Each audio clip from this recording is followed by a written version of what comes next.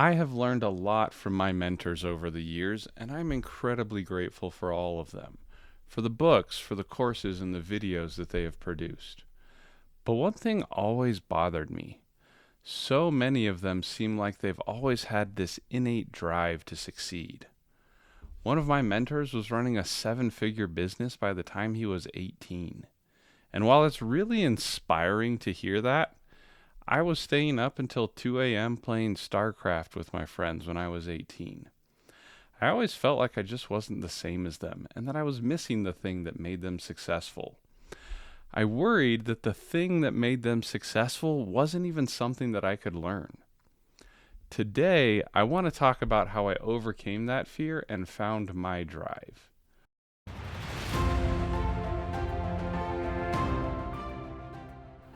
See, everyone has different backgrounds.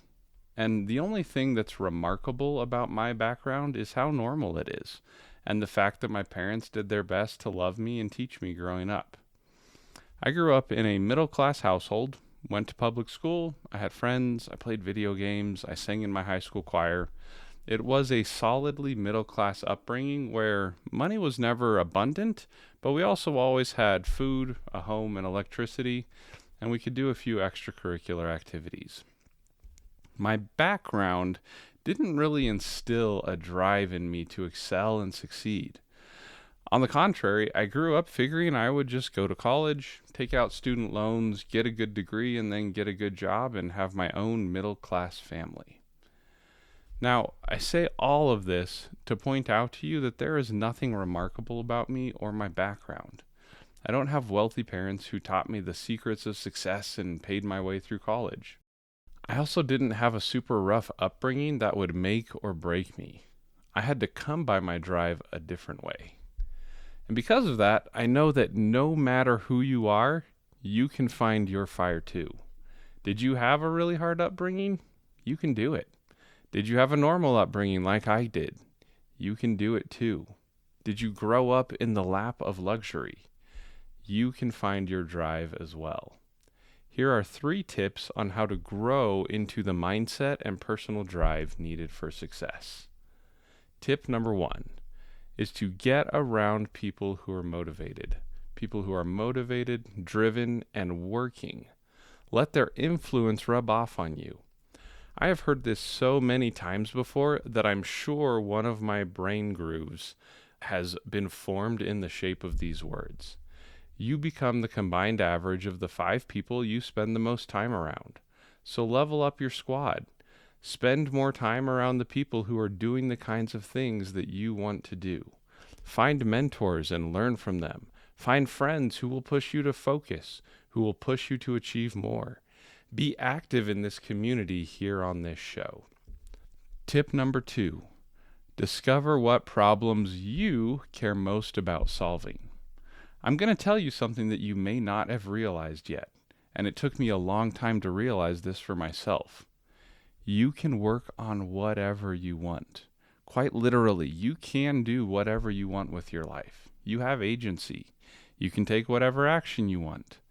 Sundar Pichai, the current CEO of Google, grew up sharing a bed with his brother in the living room of his small family home in India. And now he runs Google. Stephen Hawking was a paraplegic and became one of the most brilliant and notable theoretical physicists of the modern era. He dented the universe from a wheelchair without being able to even talk unassisted. So given that all of the possibilities of the world are in front of you, why not work on something that you genuinely care about and that you have a good chance of actually being successful in? Think about the following. What have I gone through, and what problems have I faced and overcome? What outcomes have I gotten that I can help others to get? And what level of impact do I want to have in the world? What sorts of things excite me and energize me? Ask yourself those questions, and it will help you realize what drives you. And then the 3rd tip is to give up in order to pursue your purpose. And yes, that's right. Give up. And I don't mean give up the things that matter. Don't miss your kids' violin recitals, and don't just quit your job and put your family at risk. But pursuing your purpose requires trade-offs. It requires sacrifice to get where you want to go. So here are some things that I gave up, that I sacrificed in order to pursue my purpose. I gave up video games completely. I deleted my Steam account and $1,000 worth of video games. I gave up playing board games with friends late at night so that I could consistently get up early and focus. I gave up my career progression. I put my extra time into pursuing my purpose instead of doing extra to build my existing career. I gave up spending time with people who were negative influences on me. I gave up money and time so that I could learn and get the training and the mindsets that I needed. I gave up sugar, fried foods, and simple carbs so that I could have the energy needed to sustain my focus on my purpose. I gave up laziness and procrastination in pursuit of consistency. Take some time to consider what purpose you want to pursue and what you need to give up in order to get there. And here's the thing. The act of giving up those things or sacrificing them actually serves two purposes for you.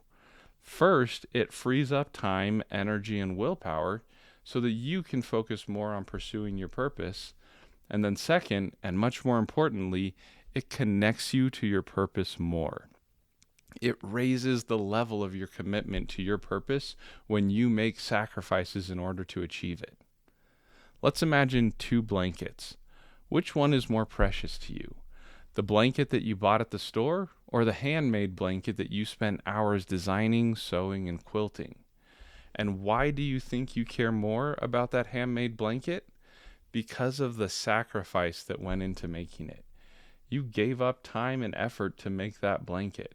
You put your love and your sweat into it through your sacrifice. So if you keep doing what you're doing, then you will keep getting the results that you've been getting. Growth requires change. Change in your associations, change in the way that you think, and change in what you spend your time doing.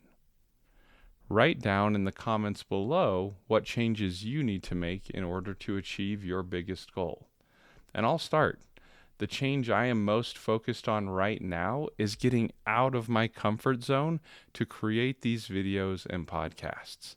I am learning more about how to communicate in an engaging way and to teach my ideas more clearly and effectively. So please share, like, and subscribe.